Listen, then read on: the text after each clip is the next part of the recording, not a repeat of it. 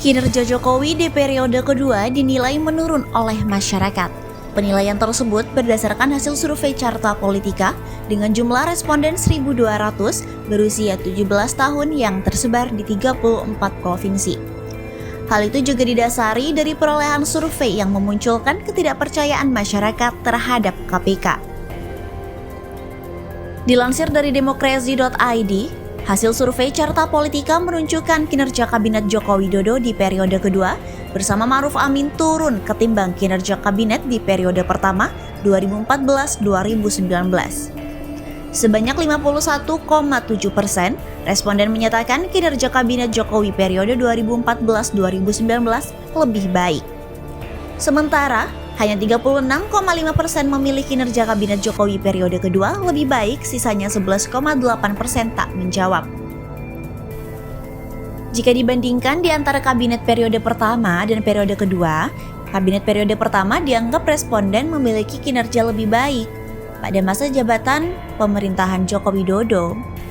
Kata Direktur Eksekutif Carta Politika Yunarto Wijaya dalam konferensi pers pemaparan hasil surveinya pada Senin 20 Desember 2021. Diketahui, Joko Widodo sempat menggandeng Yusuf Kala sebagai wakil presiden di periode pertama masa kepemimpinannya.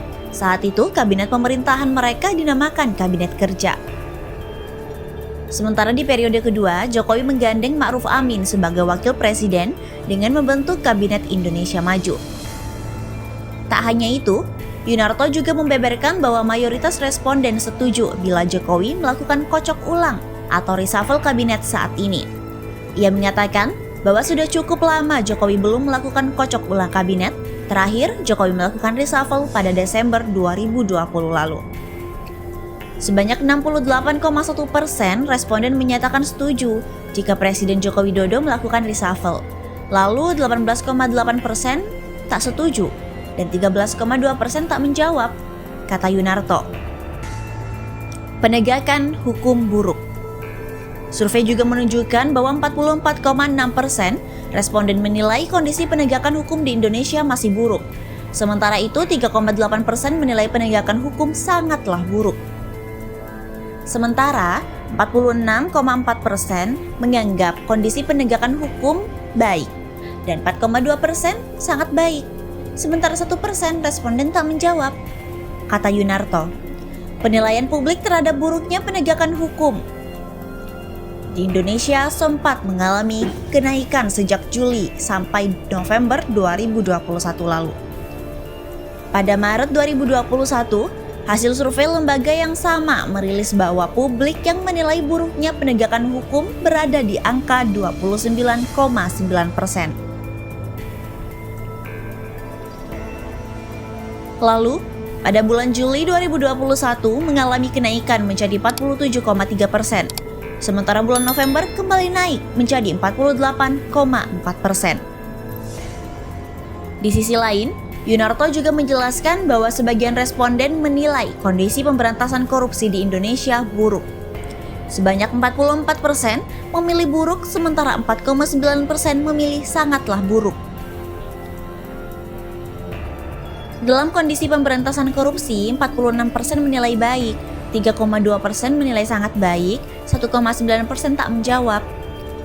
Yunarto. Kepercayaan KPK makin turun.